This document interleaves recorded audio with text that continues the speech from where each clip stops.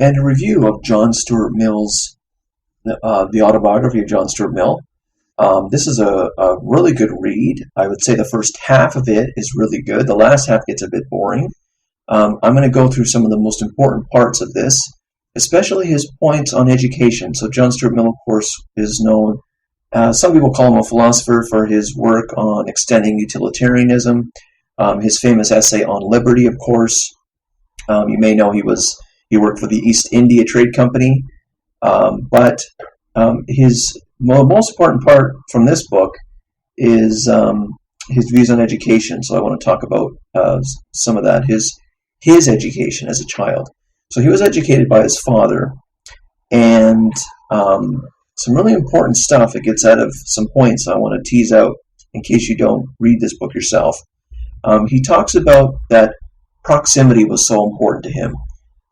When he was doing his own work, either doing arithmetic or reading, he worked in the same room as his father did. His father, I'm not sure what his job was, but his father worked in the same room at a desk, and John Stuart Mill worked on his lessons at another desk, but in the same room. So that proximity is important. So there was at this point a time in which John Stuart Mill did his own work, just like his father was doing his work.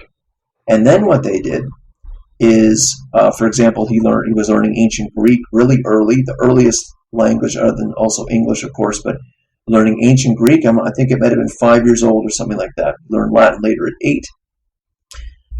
What happened was after this period of time in which they're both sitting in the same room doing work, they go out for a walk. I think this was every day. And at this point, they would have more of a dialogue. They would be discussing the lessons that John Stuart was learning, and they were also, his father was asking him to retell what he was learning from the lessons, to make sure not only, for two reasons, that John Stuart Mill was indeed doing the lessons, and second of all, to make sure he was getting the most out of the text he was reading. So notice a contrast. We have the room where work is done, and they go out of the room, out of the house, into the outside, to the parks or whatever it was, and they would discuss these ideas.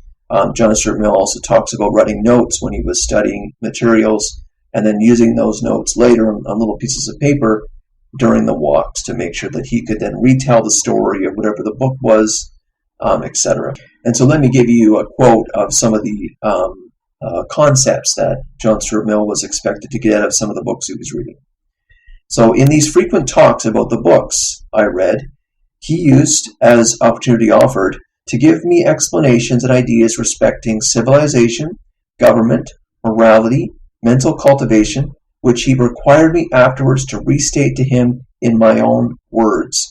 He also made me read and give me a verbal account of many books which would not have interested me sufficiently to induce me to read them of myself. And he lists a whole bunch of stuff he read. Continuing on, he was fond of me putting into my hands books which exhibited men of energy and resource in unusual circumstances, struggling against difficulties and overcoming them. So the next important part of John Stuart Mill's education is his own teaching. So at age 8, he starts to learn Latin, and his father, in conjunction with learning Latin, wants him to teach it to his younger sister. And so I quote, in my 8th year, I commenced learning Latin, in conjunction with a younger sister, to whom I taught it as I went on, and who afterwards repeated the lessons to my father.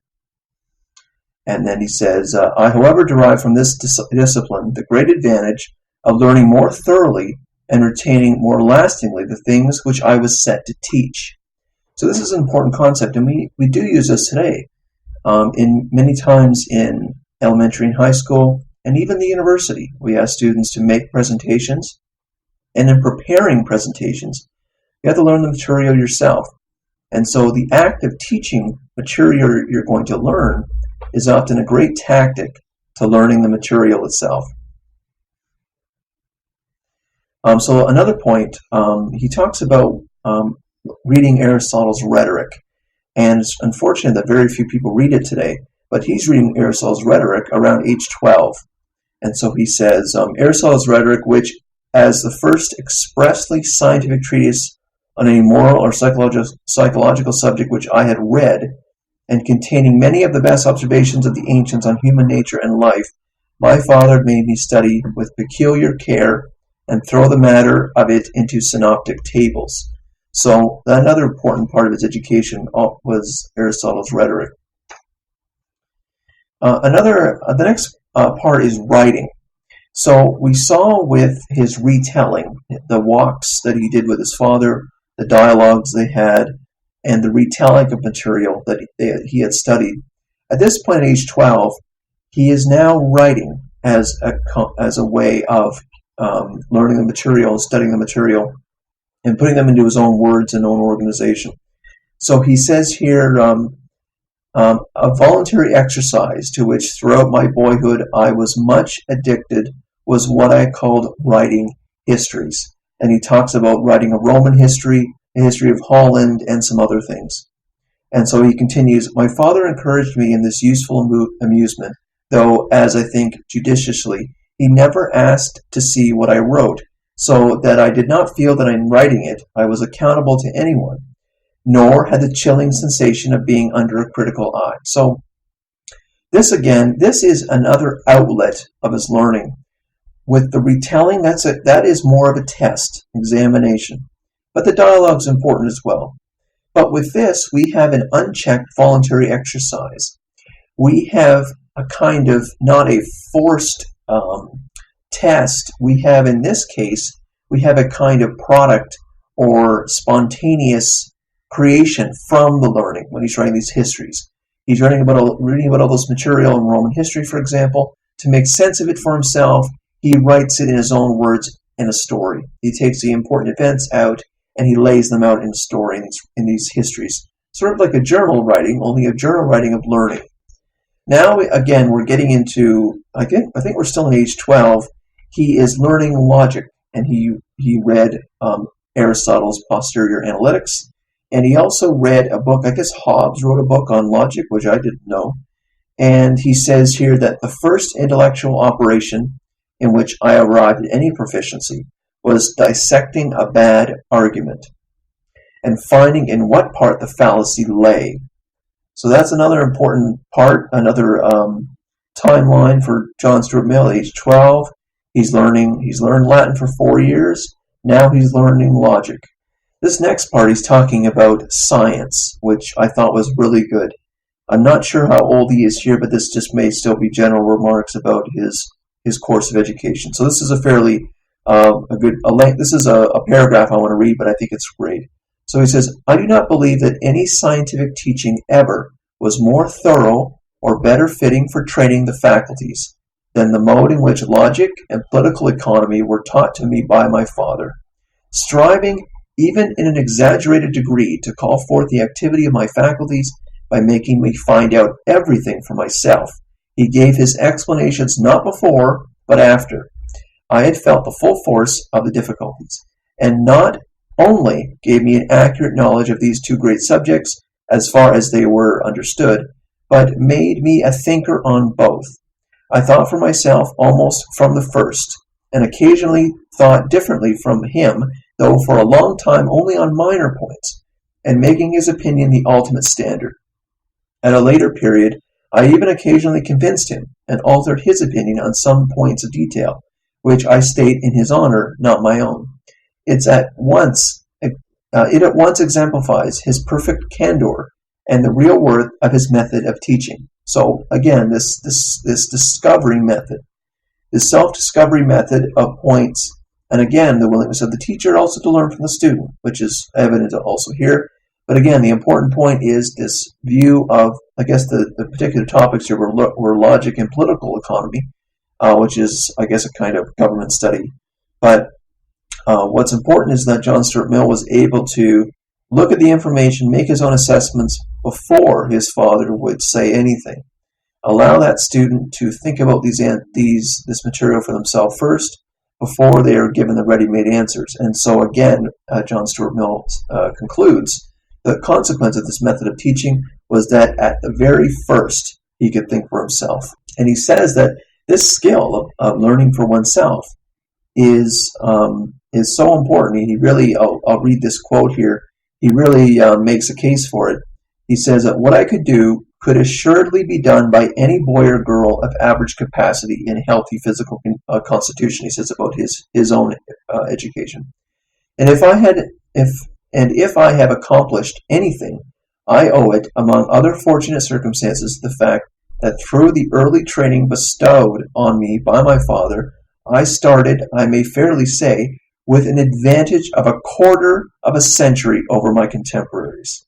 So I guess he's saying that up to about maybe 15, he is thinking at the level of a 25-year-old of his time. And now he offers a great critique of traditional education. So he says, most boys or youths who have had much knowledge drilled into them have their mental capacities not strengthened, but overlaid by it. They are crammed with mere facts and with the opinions or phrases of other people, and these are accepted as a substitute for the power to form opinions of their own.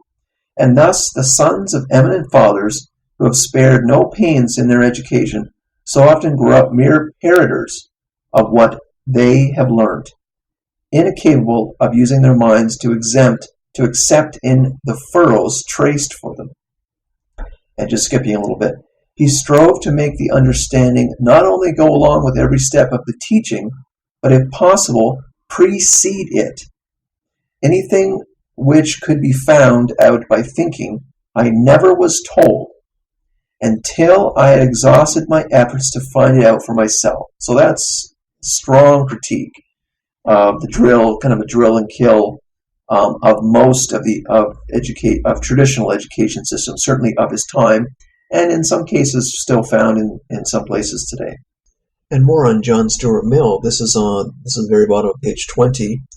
A pupil from whom nothing is ever demanded, which he cannot do, never does all he can. That's a great point about pushing the boundaries of a student. It reminds me of a quote from Mortimer J. Adler. He was one of the founders of the Encyclopedia Britannica and the long list of books called the Great Books of the Western World series. He says that you should always try to read above your head. And when you're also having students read books, great books sometimes, or literature of some kind, you should make the book slightly over their head, not unobtainable, but make them struggle a little bit. That is the best kind of difficulty setting you should be having for students, because that struggle, Nietzsche would certainly commend this, that struggle motivates the student to do well, especially when you somewhat craft the situation in which their effort will secure their success. And failure is never seen as, failure can happen, and it's not a bad thing, it's not a horrible thing. But you don't want failure to be seen as endemic to the student, that it's a constant and it's unavoidable. That's a metaphysical tyranny that you don't want to visit on a student. But you do want them to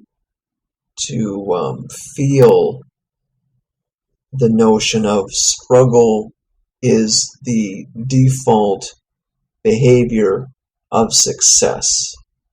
And I think that if they go through that kind of way of life while they're young and while they're students and they're learning, that will invest in a kind of way of life and sense of life, approach to life when they're adults. Another great point on page 21. From his own intercourse with me, this is his father discussing with him, I could derive none but a very humble opinion of myself, and the standard of comparison he always held up to me was not what other people did, but what a man could and ought to do. This is another great insight, a great pointer. I guess it's a part of a perspective, but it's a great idea. You may have heard of competition. Competition is evil and bad. We don't want kids competing. We don't want that. We want kids to be working at their own level.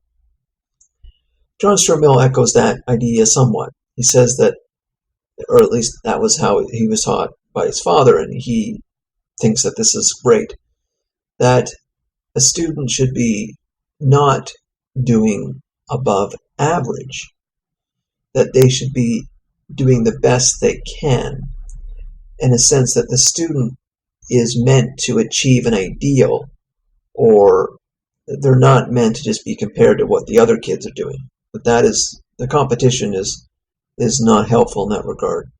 That a student's abilities and development should be based on an internal standard, not an external standard.